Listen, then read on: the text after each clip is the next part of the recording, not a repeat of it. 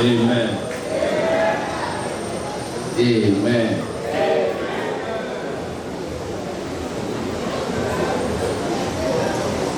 We give all glory and honor unto God Almighty for bringing us here again today. I want to sincerely appreciate my father, the superintendent, for this wonderful opportunity that I have. All the way from the Gada Shomolu area. I should be the least to be invited here. And by the grace of God, Baba has approved that I should be here. I also appreciate our father, the area evangelist, Pastor, our father, Pastor Ocho, and other men of God in the house. Somebody in the house shout hallelujah. Please, can we take this song from our hymn, number 36. Immortal, invisible, God only wise. This is the keyboard. Immortal.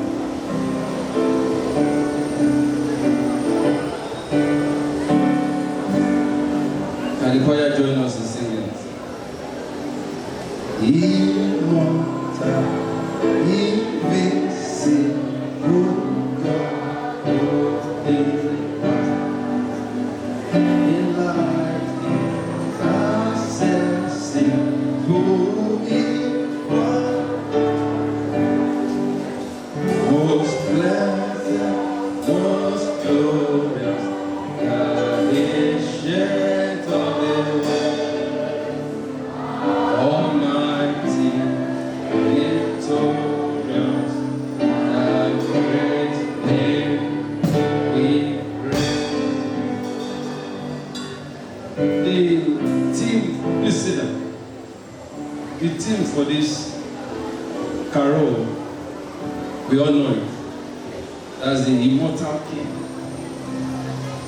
And the text is taken from the book of 1 Timothy chapter 6, verse 16. But I will read 15 and 16.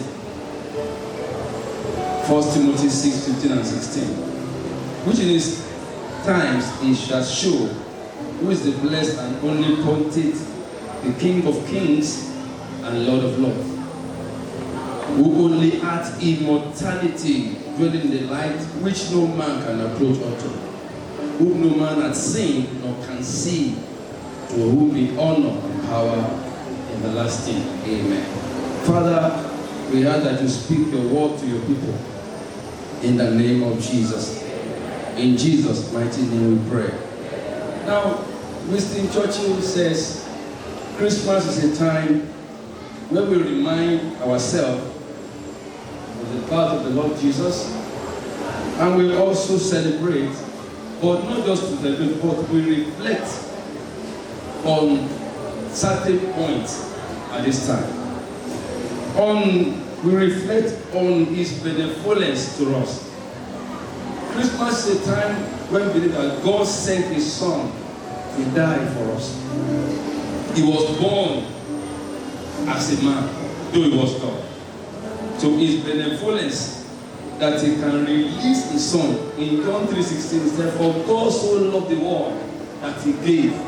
Secondly, his son also, in the book of John 10:18, he said, I have power to give my life and I have power to take. That means he was not forced. He himself released himself to come and die for humanity.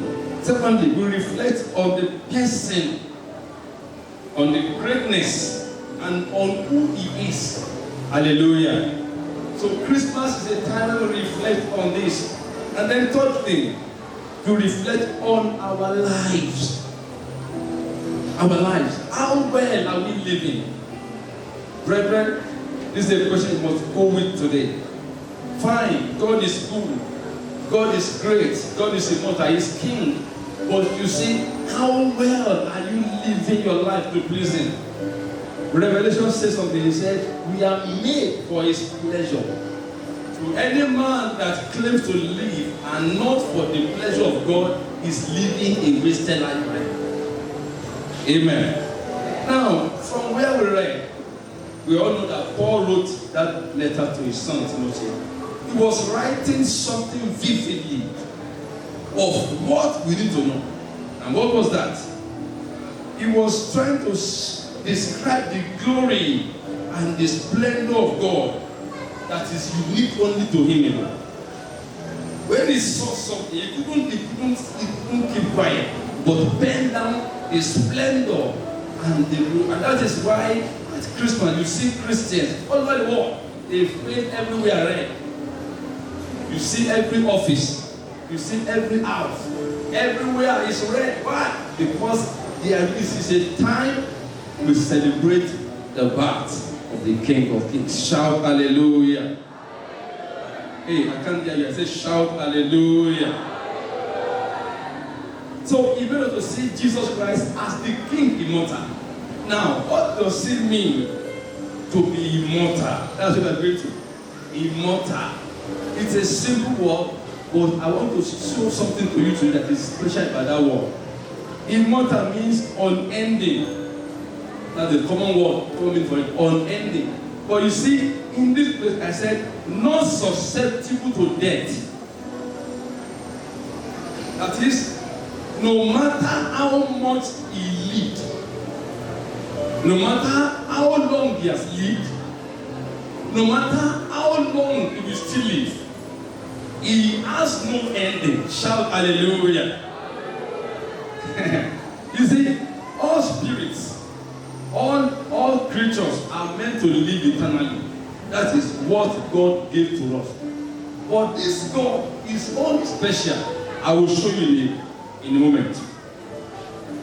But you see, we all sing a song in this church. We say, Jesu Bakuku, Abi, Kumbela yesterday. Please remove the word Jesu Bakuku Kumbe. He died actually. So don't say Jesu Bakuku, it is wrong. He died.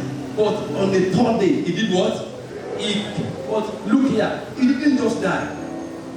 That's the point I want to raise for you. Because what is not death? Death means separation from God. That was what Adam went through. When God told him, if you do this, you will do this. When he ate that fruit, something in him, the Zohe, the life of God in him, left him. That is what we call death.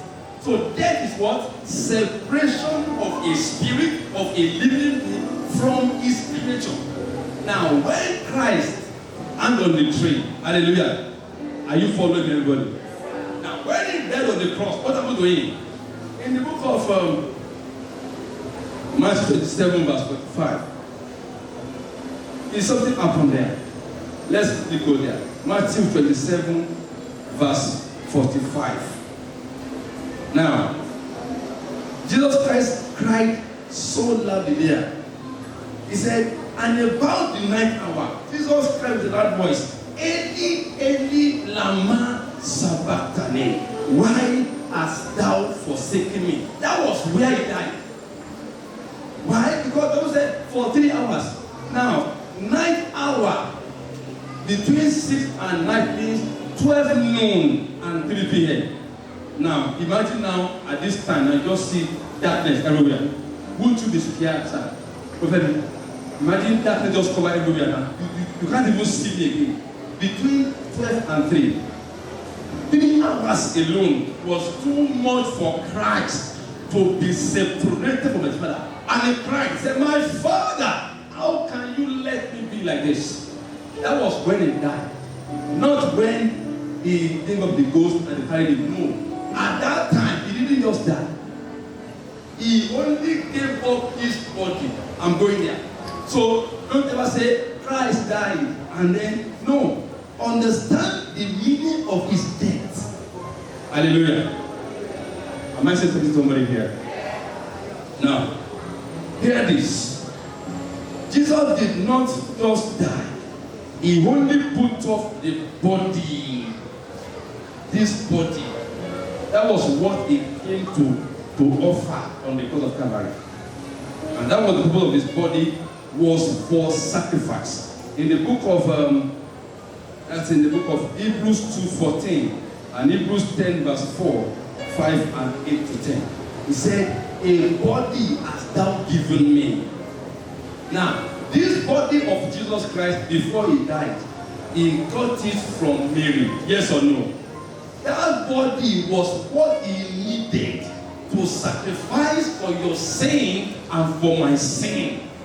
And that was why he had to let go of himself to be beaten by a mortal man. Who was that? Pilate.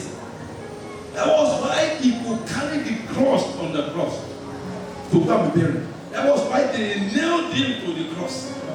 Why? He needed that body, okay, to sacrifice it as an atonement for the sin of the whole world.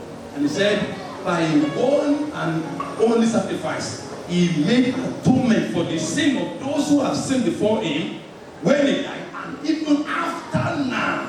Shout hallelujah. Now, that was why he said to them on the cross. He said, Father, unto your hand I commend my spirit. That word means a lot. Father, into your hands I commend my spirit. Now, in the book of Luke 24, verse 3 and 5, he rose up with a new body when he died. That is another mystery there. A new body. Don't forget, when he died, he was buried. Now, on the third day, some people came to his sepulchre. They were looking for him. Did they find him? Hello, did they find him there? They could not. And angel said, why are you looking for the living among the dead? Who was there 3 days ago? And they are saying he's living. Why look you for the living among the dead? Now, when they got to his tomb and they saw the napkin, hello, the way it was wrapped with the dead body was exactly the way they met it. Nothing changed. Hello? So, how did he rise from those clothes without anything changing? That's the mystery of his immortality. Now, when Mary saw him too, Mary was saying, man, she said, no, don't touch me. You can't touch this body. No, I'm still busy. Hallelujah. Say immortal king. I can't hear you. Say immortal king. So he rose up with a new body, incorruptible body. And with that body, hello, he could enter the wall and no war could hinder him. Hallelujah. He could go up to the heavens and gravity could not stop him. Hello, sir. Prophet, law of gravity could not what? Could not hold. And for death could not hold him captive. Even in the grave, Jesus, the Lord, for death could not hold him captive. Yeah. Hallelujah. Hey, why did he go to the place of death? He went there for an assignment, sir. Let me show you. In the book of 1 Corinthians 15:45. 15:45. 1 Corinthians 15:45. Okay. Thank you. So it is written. 43. Hello, media. 43. Okay. You are not there. Okay. Oh, that's fine. Praise the Lord. Now go to 1 Peter 3:19. I think it's 55 we're going to. Yes, in verse 55 of 1 Peter 15, he said, O death, where is thy sting? O grave, where is thy victory? This sentence was what Christ was doing with death. Hallelujah. We didn't see it, but the Bible told us about it. When he went to the grave, as people that would think he was dead, he was buried. But in the place of death, hello, 2 minutes now. In the place of death, he was making transaction. Hello, He was telling death that was killing people here and there. He said, look here, I am here to do something. You killed me, yes, but I'm collecting down your power by which you are killing people. And that day, he seized the power from death. Shout hallelujah. And then in Hebrews 2:14, he said, he himself by his own death took the power of death from him that had the power of death. Hallelujah. By his death. Shout amen. Now, we will receive our life from him. That is why we must live a life this way. Number 2.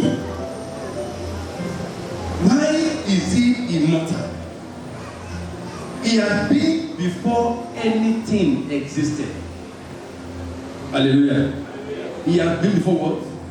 Anything existed. And after everything had existed, he will continue to be. Rest your feet, everybody. Now, that's why I'm telling you this morning. The life you are living was given to you by Christ. If you are a Christian here and you have taken the Lord Jesus as Lord and Savior, fine. But if you are yet to accept him into your life, hello, you are a dead man living. So today, as they will be ministering and singing to us, you can also join this army of Christ by surrendering your life unto Jesus. Let me end with this chorus as I give the mic to the conductor. For death could not hold him captive, even in the grave. Jesus is Lord. For death